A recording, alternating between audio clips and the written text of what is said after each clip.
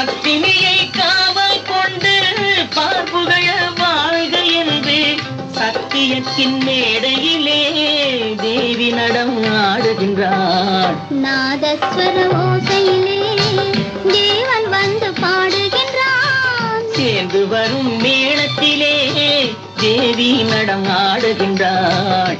நாதஸ்வர ஓசையிலே